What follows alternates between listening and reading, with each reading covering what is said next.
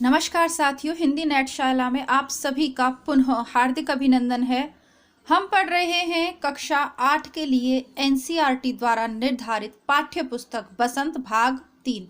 बसंत भाग 1 कक्षा 6 के सिलेबस में है, बसंत भाग 2 कक्षा 7 के सिलेबस में है और आज हम पढ़ रहे हैं बसंत भाग 3 कक्षा 8 के लिए निर्धारित पाठ्य पुस्तक।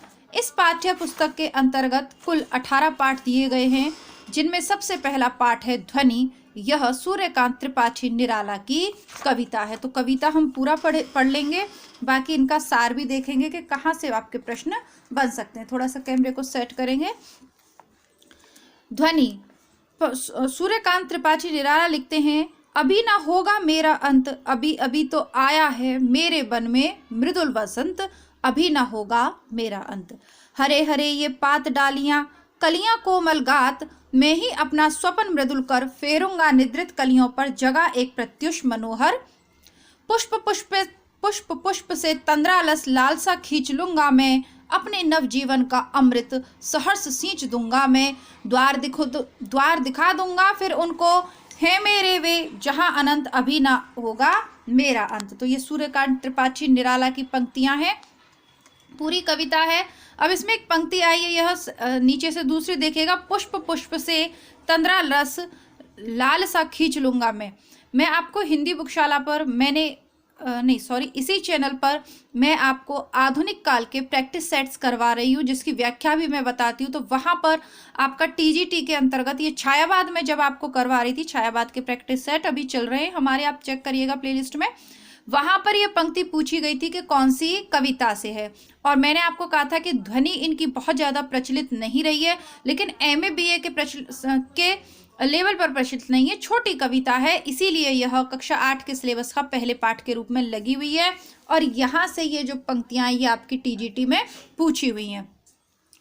तो ये कविता हमने पढ़ ली, ये इसका पहला पाठ है, ठीक है। अब ये इसका पहला पाठ है। तो कवि को अपने जीवन के प्रति बहुत ही आशान्वित है। वह स्वयं जानता है कि अभी मेरा अंत नहीं हो सकता, क्योंकि अभी तो मुझे उसमें जीने की भरपूर चाह बची हुई है, शेष है, और जीवन को पूरी तरह जीना चाहता है। दूसरा पाठ है आपका लाख की चूड़ियाँ। इसके चित्र आप देख लीजिए, देखना चाहें यदि तो फिर शॉर्ट में आपको समझा दूंगी, ठीक है। तो ये पूरा पाठ है, आप इस पूरे पाठ को पढ़ चुके हो न पढ़ चुके हो कोई फर्क नहीं है, ये वीडियो के माध्यम से मैं आपको ये पूरा करवा दूंगी कक्षा 8 की बुक। तो लाख की चूड़ियाँ, यह पाठ लिखा है कामाता नाथ ने। इस पाठ में क्या होता है, संक्षिप्त कहानी देख लेते हैं। लेखक गर्मियों की छुट्टियों में अपने ननिहाल जाता है। वहाँ पर बदलू नामक एक मनिहार है जो लाख की चूड़ियाँ बनाता है। लेखक दिन भर बैठ के उन चूड़ियों को देखता रहता था। अंत में बदलू क्या करता था कि उसके पास एक गाय थी, देसी गाय, उसका दूध उसे पिलाता था और उतने ही खेतों के आम उसको खाने के लिए देता था। साथ ही साथ जब रात को काम करने के बाद जो छोटा छोटा लाख बच जाता था टुकड़ों में, उसकी गोलियां बना बना कर भी वह बदलू को देता रहता था। लेकिन कुछ समय तक लेखक का उसके गांव में ननिहाल में जाना नहीं होता, और बहुत समय बाद जब वो जाता है बदलू से मिलने तो देखता है कि बदलू का काम बंद हो गया। उस अपनी बेटी रज्जो से वह लेखक को पहचानता है मुश्किल से, और उसके बाद आम उसको खिलवाता है। बाद में पता चलता है कि जमींदार की बेटी की शादी में मतलब वो चूड़े बनाता था, तो जो कुछ भी दे देता था बदलू ले लेता था, लेकिन शादी के अवसर पर जो वो चूड़ा बनाता था नई दुल्हन के लिए, उसका भरपूर वो दाम लेता था। लेकिन जमींदार अपनी बेटी की शादी में 10 आने उसको देना चाहता है चूड़े के, और उसने लेने से इनकार कर दिया और कह दिया कि शहर से आप चूड़ा ले आओ। शहर में क्या मिलती थी, कांच की चूड़ियां। तो अंतिम पंक्तियां हैं पाठ की कि बदलू ने हार कर भी हार न मानी, उसका व्यक्तित्व कांच की चूड़ियों के जैसा आसानी से टूटने वाला नहीं था। तो ये आपका दूसरा पाठ हो गया कक्षा 8 का। पूरे पाठ का सार मैंने आपको बता दिया है। अब है आपका तीसरा पाठ, जो कि एक हास्य व्यंग जैसा है। किसने लिखा है, हरिशंकर परिसाई जी ने लिखा है। हरिशंकर परिसाई जी का जो व्यंग्य है हास्य रस को से ओतप्रोत है, लेकिन एक गहरा अर्थ भी इसमें छुपा होता है। तो ये बस की यात्रा करते हैं, उस बस की यात्रा का उन्होंने वर्णन किया है, और कहीं ना कहीं इसके माध्यम से देश की जो पुरानी सत्ता है उस पर व्यंग किया है कि अब उसकी स्थिति वृद्धावस्था की हो गई है और उसे शासन छोड़ देना चाहिए। शाम को 4 बजे ये लोग डिसाइड करते हैं कि मतलब शाम को 4 बजे ये पन्ना के लिए, पन्ना नामक स्थान के लिए बस पकड़ते हैं। तो इन्हें पन्ना से सतना की बस पकड़नी थी, 4 बजे इन्हें पन्ना पहुंचना था। वहां से इनको मालूम चला कि इसी कंपनी की बस 4 बजे सतना के लिए जाती है। सतना से इन्हें जबलपुर की ट्रेन पकड़नी थी। तो इन 5 मित्रों ने तय किया कि इसी कंपनी की इस वयोबद्ध बस से चला जाए। सब लोग मना करते हैं, लेकिन ये फिर भी उस बस से यात्रा करते हैं। तो उस बस के बीच बीच में वो खराब रहती है, कभी उसके अंजर पंजर टूट जाते हैं, कभी कुछ परेशानी हो जाती है, लेकिन उसका जो मालिक है कहता रहता है कि नहीं नहीं इस ये पहुंचा देगी। लेकिन अंत में लेखक का धीरज भी काम देना बंद कर जाता है, धैर्य जवाब देता है और उन्हें लगता है कि पन्ना तो क्या, इस बस के माध्यम से हम कभी भी कहीं नहीं पहुंच सकते। ठीक है, दूसरा घिसा टायर लगाते हैं, कभी कुछ करते हैं, बाद में चलते इसको ये अब ये कहते हैं कि हमने पन्ना तो क्या बल्कि कभी भी कहीं भी पहुंचने की उम्मीद ही छोड़ दी थी। तो ये हरिशंकर परसाई जी का व्यंग है। वैसे इससे इतने ज़्यादा प्रश्न नहीं पूछे जाएंगे। चौथा पाठ है दीवानों की हस्ती। आप सबने भगवती चरण वर्मा का ये पंक्ति पढ़ी होगी और परीक्षाओं में बहुत ज़्यादा पूछी जाती है। ऊपर की 2 पंक्तियां बहुत ज़्यादा पूछी जाती हैं, टीजीटी पीजीटी हो, चाहे नेट हो, चाहे असिस्टेंट प्रोफेसर हो। आप सभी जानते हैं अपने इस चैनल पर हम उच्च स्तरीय प्रतियोगी परीक्षाओं की तैयारी करते हैं, उसी क्रम में प्लेलिस्ट बनी हुई है। आप जिस भी परीक्षा की तैयारी कर रहे हैं प्लेलिस्ट चेक कर लीजिएगा। पुराने पेपर, प्रैक्टिस सेट्स, केवीएस के तो मैं आपको करवा ही रही हूँ, और इसके अलावा प्रैक्टिस सेट्स सभी परीक्षाओं के लिए उपलब्ध हैं प्रमाणिक बुक के माध्यम से, व्याख्या सहित। तो चेक करिएगा प्लेलिस्ट। नए विद्यार्थी प्लेलिस्ट जरूर चेक करिएगा। केबीएस के अलावा भी तो आप अन्य परीक्षाएं दे रहे हो तो प्लेलिस्ट जरूर चेक करिएगा। हिंदी किताबों के लिए हिंदी बुकशाला चैनल है हमारा, डिस्क्रिप्शन बॉक्स में मैं लिंक दे दूंगी, वहाँ जाइएगा। 12th की जो किताबें हैं जहाँ हम पूरे पाठ पढ़ते हैं तो वो इस पे भी मिलेंगी और बुकशाला पर भी मिलेंगी। आइए कविता देख लेते हैं। इनमें समझाने जैसा कुछ है नहीं, ठीक है। हम लोग जब मैं ये बुक्स पढ़ाऊंगी आपको तब पूरी डिटेल करवाऊंगी। शॉर्ट में तो आप देखिए खुद समझ जाएंगे, MA BA करके आए, कुछ कठिन शब्द आएंगे तो मैं बता दूंगी। भगवती चरण वर्मा की एक फेमस रचना और भूले बिसरे चित्र, वो भी पूछी जाती है। फिलहाल ये देख लेते हैं। हम दीवानों की क्या हस्ती है, आज यहाँ कल वहाँ चले, मस्ती का आलम साथ चला, हम धूल उड़ाते जहाँ चले। आए बनकर उल्लास अभी, आंसू बनकर बह चले अभी, सब कहते ही रह गए अरे तुम कैसे आए कहाँ चले। किशोर चले यह मत पूछो, चलना है बस इसलिए चले, जग से उसका कुछ लिए चले, जग को अपना कुछ दिए चले। 2 बात कही 2 बात सुनी, कुछ हंसे और फिर कुछ रोए, चक्कर सुख दुख की घूंटों को हम एक भाव से पिए चले, हम दीवानों की क्या हस्ती। हम भिकमंगों की दुनिया में स्वच्छंद लुटाकर प्यार चले, हम एक निशानी सी उर पर ले असफलता का भार चले। उर पर हृदय पर। हम अब अपना और पराया क्या, आबाद रहे रुकने वाले, हम स्वयं बंधे थे और स्वयं हम अपने बंधन तोड़ चले। हम स्वयं बंधे थे और स्वयं अपने बंधन तोड़ चले। यह भी जो प्रैक्टिस सेट मैं आपको करा रही हूँ उसमें पूछी हुई पंक्तियां हैं, नोट कर लीजिएगा। इस कविता की पहली 2 लाइनें और अंतिम 2 लाइनें ये सभी टीजीटी पीजीटी में बार बार रिपीट होती हैं। अब 5वां देख लेते हैं जिसका नाम है चिट्ठियों की अनूठी दुनिया। चिट्ठियों की अनूठी दुनिया ये पाठ 5 है। इसके लेखक हैं अरविंद कुमार सिंह। इसमें देख लेते हैं। देखिए, पत्र को उर्दू में क्या कहते हैं, खत, संस्कृत में पत्र, कन्नड़ में कागज, तेलुगु में उत्तरम, जाबू लेख और तमिल में कादिड़ कहा जाता है। विश्व डाक संघ की ओर से 16 वर्ष से कम आयु वर्ग के बच्चों के लिए पत्र लेखन प्रतियोगिता 1972 में शुरू की गई। ये इस पाठ के प्रमुख अंश हैं जो मैंने नोट डाउन कर लिए, जहाँ से प्रश्न बन सकते हैं। नेहरू के जो इंदिरा को पत्र हैं वो किस नाम से, पिता के पत्र पुत्री के नाम। पता, जब महात्मा गांधी के पत्र आते थे तो कहीं पता नहीं लिखा होता था, क्या लिख दिया जाता था, महात्मा गांधी इंडिया, और उन तक पहुंच जाता था। पंत के 200 पत्र बच्चन के नाम काफी फेमस हुए। निराला के पत्र हैं हमको लिखियो है कहा। दयानंद के पत्रों का संग्रह है पत्रों के आईने में। महात्मा गांधी और रविन्द्रनाथ टैगोर के मध्य जो कवि पत्र जो विनिमय हुआ उसका था महात्मा और कवि शीर्षक। 1915 से लेकर 41 तक महात्मा गांधी और रविन्द्रनाथ एक दूसरे को पत्र लिखते थे और अंत में उनका संकलन प्रस्तुत किया गया। दूर देहात के लाखों गरीबों घरों में चूल्हे मनी ऑर्डर अर्थव्यवस्था से ही चलते हैं। गांवों या गरीब बस्तियों में डाकिया देवदूत के रूप में देखा जाता है। गांवों या गरीब बस्तियों में डाकिये को क्या करते हैं, देवदूत के रूप में देखते हैं कि भाई जैसे कोई देवदूत आ गया, क्योंकि उनके घर में मनी ऑर्डर आए या कोई जरूरी सूचना आए तो वह पत्रों के माध्यम से ही आती है। अब भगवान के डाकिये कौन है, पक्षी और बादल। आपसे ये प्रश्न पूछा जा सकता है और पूरी पूरी संभावना है आपसे ये प्रश्न पूछने की। ध्यान से देखिएगा, दिनकर की ये कविता है भगवान के डाकिये, छोटी सी कविता है, पूरा पढ़कर सुना दूंगी, लेकिन आप ध्यान रखिएगा आपका पाठ 6 है कक्षा 8 में, और आपसे पूछा जाएगा भगवान के डाकिये किसको कहा है।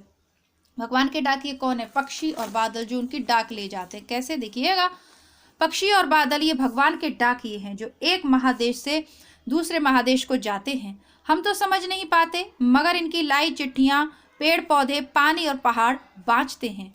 हम तो केवल यह आंकते हैं कि एक देश की धरती दूसरे देश को सुगंध भेजती है और वह सौरभ हवा में तैरते हुए पक्षियों की आंखों पर तिरता है और एक देश का भाप दूसरे देश में पानी बनकर गिरता है। तो भगवान के सच्चे डाकिये कौन हुए, पक्षी और बादल। तो ये आपसे पूछा जाएगा प्रश्न, इसी तरीके से आपके आएंगे आपके KVS TGT में। क्या निराश हुआ जाए, यह एक निबंध है। किसका निबंध है, यह हजारी प्रसाद द्विवेदी का निबंध है।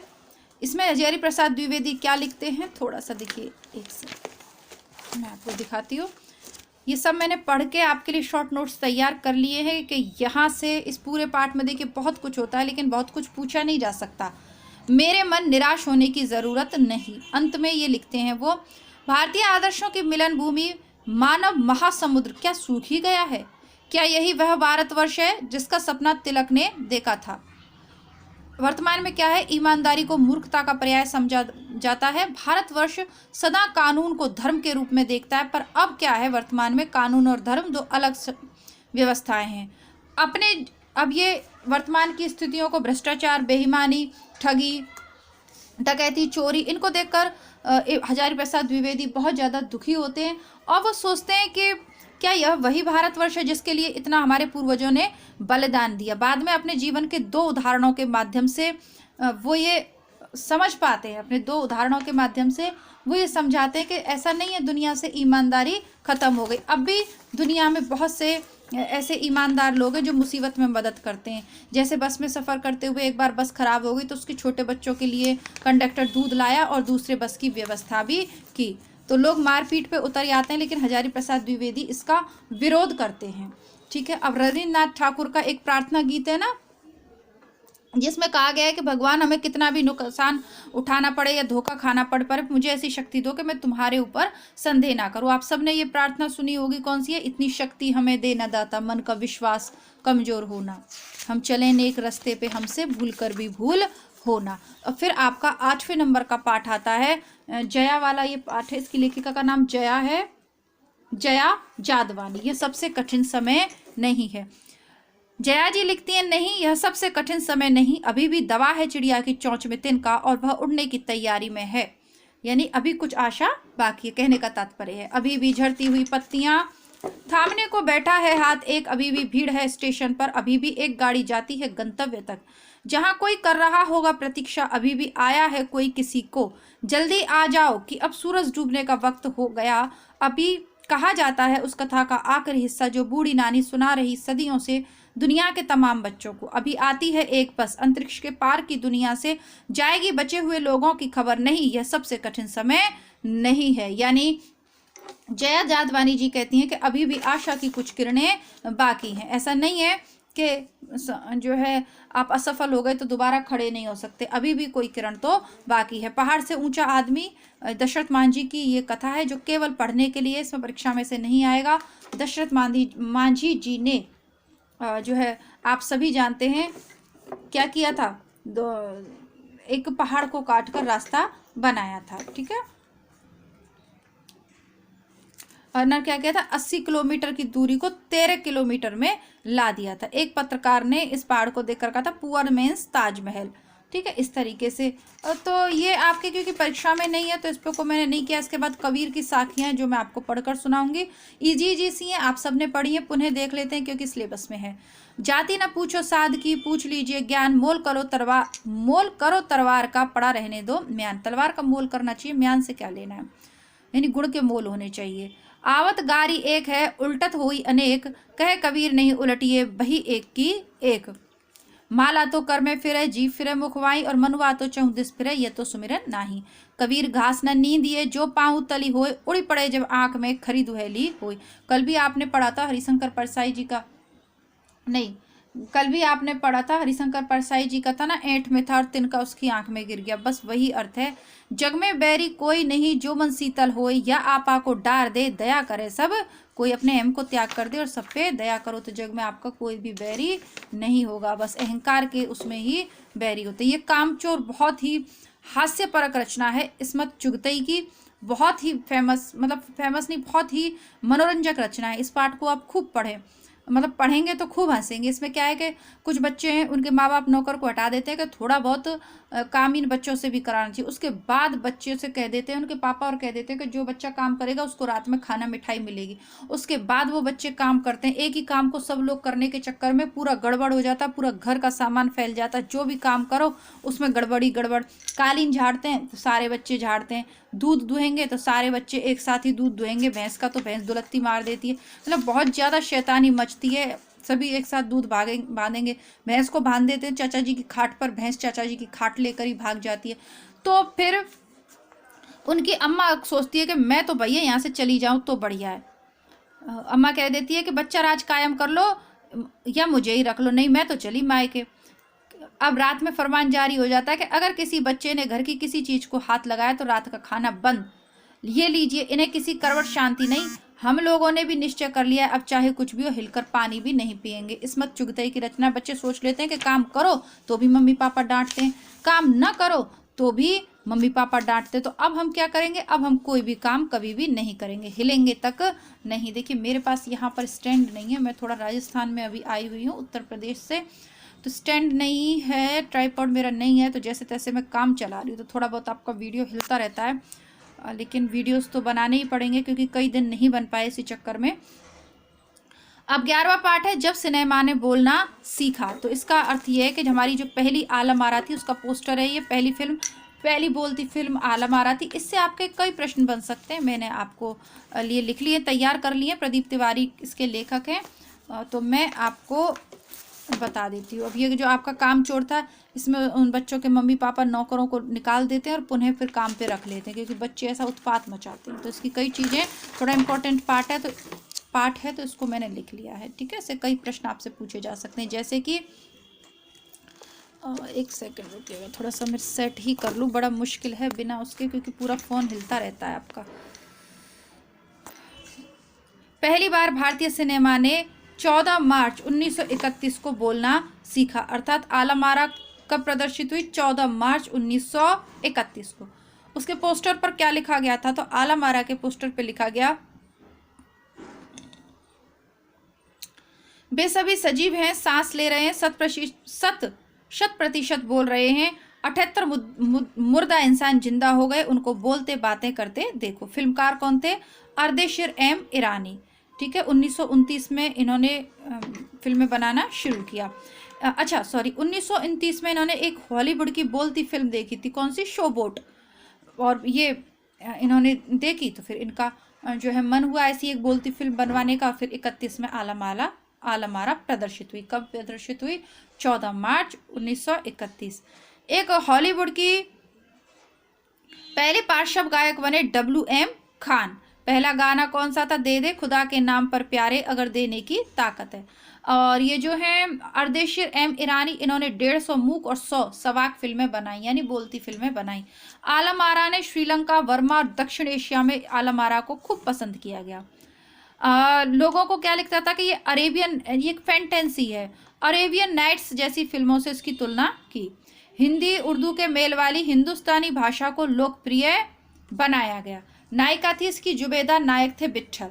अब विट्ठल ने पता केस भी लड़ा क्योंकि उनको लग रहा था कि विट्ठल इसके लिए सही नहीं बैठेंगे और उर्दू के जो है डायलॉग कैसे बोलेंगे, उनको हटा दिया। और विट्ठल क्या करते थे, सबसे ज़्यादा उस समय चार्ज करते थे, पैसे सबसे ज़्यादा विट्ठल लेते थे, तो विट्ठल ने केस कर दिया। मोहम्मद अली जिन्ना ने वो केस लड़ा, फिर विट्ठल जीत गए और फिल्म के नायक भी बने। आलम आरा में कौन कौन थे, तो नायक नायिका तो आपने देख ली, जुबेदा और विट्ठल। अब उसके अलावा सोहराब मोदी, पृथ्वीराज कपूर, याकूब और जगदीश सेठी अभिनेता बने जिन्होंने बाद में बॉलीवुड को कई बेहतरीन फिल्मों में काम किया। 14 मार्च 31 को मुंबई के मैजेस्टिक सिनेमा में 8 सप्ताह तक फुल हाउसफुल चली। 10,000 फुट लंबी थी इसकी लंबाई, क्योंकि पहले इतनी सारी एडिटिंग वगैरह के लिए चीज़ें नहीं थी, तो आपको उस पर बनानी पड़ती थी, रील होती थी पूरी। तो ये 14 मार्च 1931 को मुंबई के मैजेस्टिक सिनेमा में लगी। पूछा जा सकता है कौन से सिनेमा में लगी। सामाजिक विषय पर बनने वाली पहली फिल्म खुदा की शान थी। इसका एक किरदार महात्मा गांधी जैसा था, इसीलिए इसको अंग्रेजों ने काफ़ी आपत्ति इस पे की। 56 में आलम आरा के प्रदर्शन के 25 वर्ष पूरे हुए। और भारतीय सवाक फिल्मों के पिता ये जो थे कौन थे, अर्देशीर एम ईरानी, इनको सम्मानित किया गया। तो इन्होंने कहा कि मैंने ऐसा कोई भी काम नहीं कर दिया कि मुझे सम्मानित किया जाए, बट ठीक है, मेरे अपने देश के लिए जो भी कर पाया उसके लिए मतलब मैंने तो थोड़ा योगदान देने की कोशिश की, बस ज़्यादा कुछ नहीं। और माधुरी नाम की फिल्म में नायिका सुलेचना का हेयर स्टाइल उस समय काफ़ी लोकप्रिय हुआ। तो ये आपका 11वां पार्ट है, जब भारतीय सिनेमा ने बोलना सीखा, प्रदीप तिवारी जी का। ठीक है, तो आपके 11 पार्ट हो गए। आपको समझ में आ रहे होंगे, समझ में आ रहे हों या न आ रहे हों, एक्चुअली आपको ये चीज़ें याद करनी है, तो आप परीक्षा से पूर्व इन किताबों को बार बार नहीं पढ़ पाएंगे, इसलिए मैंने समरी तैयार की है।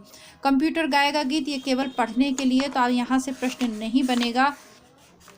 अब सुदामा चरित्र के अंतर्गत कुछ फेमस पद हम नरोत्तम दास के देख लेते हैं। कृष्ण भक्त कवि थे, भक्ति काल के अंतर्गत इनको देख लेते हैं। तो 2 वीडियो बनेंगे आपके, एक में इतना और 18-19 पार्ट हैं, बाकी का आपको ये सुदामा चरित्र पढ़ाकर सभी पद हमें पढ़ने पड़ेंगे, क्योंकि बीच में से कोई भी पद पूछ लिया तो दिक्कत हो जाएगी। फिर दूसरे वीडियो में इसका बुक को पूरा करवा देंगे। नरोत्तम दास जी लिखते हैं, शीस पगा है झंगा तन में, प्रभु जाने को आही बसे के ही ग्रामा, धोती फटी सी लटी दुपटी, अरुपाएं उपाहन को नहीं सामा, द्वार खड़ो दिस दुर्बल एक, रहो चक सो वसुधा अभिरामा, पूछत दीन दयाल को धाम, बतावत अपनो नाम सुदामा। समझ में आ गया होगा, सुदामा अभी वहां पहुंचे हैं, पूछ रहे हैं। अब सुदामा का हाल देखकर प्रभु की क्या दशा होती है उसे देखिए। ऐसे बेहाल विवायन सौ पग, कंटक जाल लगे पुनि जोए, हाय महादुख पायो सखा तुम, आए इतेना किते दिन खोए, देख सुदामा की दीन दशा, करुणा करके करुणा निधि रोए, पानी परात को हाथ छुओ नहीं, नैनन के जल सो पग धोए, कछु भाभी हमको दियो सो तुम काहे ना देत, चापी पोटरी कांख में रहे कहो के ही हेत, आगे चना गुरु मात देते, लय तुम चाव हमई नहीं दीने, श्याम कहो मुस्काए सुदामा सो, चोरी की बान में हो जो प्रवीण है। तुम चोरी करने में बहुत चतुर हो, पहले बचपन में भी तो खा लिए थे सुदामा ने कृष्ण के चने, पोटरी कांख में चाप रहे तुम, खेलत नहीं सुधारस भी ने, पाछली बानी अजो न तजो तुम, तैसे ही भाभी के तंदुल कीने, कि पहली वाली रीत नहीं भूल रहे हो, इसीलिए भाभी के चावल फिर छुपा रहे हो। वह पुलकन वह उठन मिलन वह आदर की बात, वह पटवन गोपाल की कछु न जानी जात, घर घर कर ओढ़त फिरे तनक दही के काज, कहा भयो जो अब भयो हर के राज काज, हो आवत नाही हुतो बाही पटियो ठेल, अब कहिए समझाए के बहुदन धरो सकेल, वैसे ही राज समाज बने गजबाजी घने में संभ्रम छायो, केंद्र परो कहूँ मारग धूली के फिर में अब द्वार का आयो। तो वो अब देखिए सुदामा की स्थिति अभी है, वो कह रहे हैं कि बड़ा मुझे समझा रहा है, पहले तो थोड़ी थोड़ी छाछ दही के लिए मांगता फिरता था लोगों के घर में, अब ज्ञान बांट रहा है और सारी जो संपत्ति है खुद नहीं सकेल के रख ली है।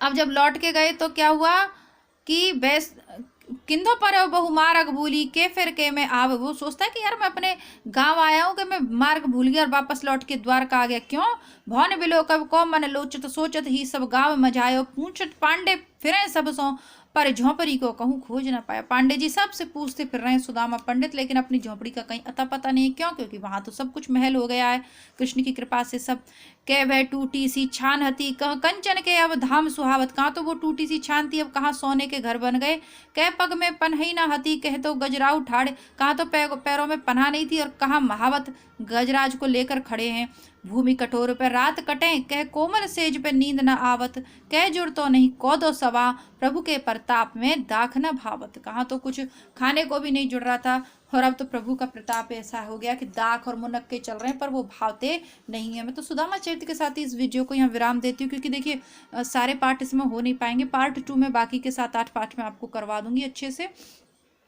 आप लोग अपने मित्रों को भी इन वीडियोस को शेयर कीजिएगा और बाकी परीक्षाओं की तैयारी दोनों चैनल्स पे, बुकशाला पर, हिंदी बुकशाला पर किताबें उपलब्ध हैं, इस पर पुराने पेपर, प्रैक्टिस सेट सब कुछ करवा रही हूँ। प्लेलिस्ट दोनों चैनल की चेक करते रहिए। तो मिलती हूँ आपसे इसके दूसरे भाग के साथ, तब तक के लिए नमस्कार, धन्यवाद, जय हिंद।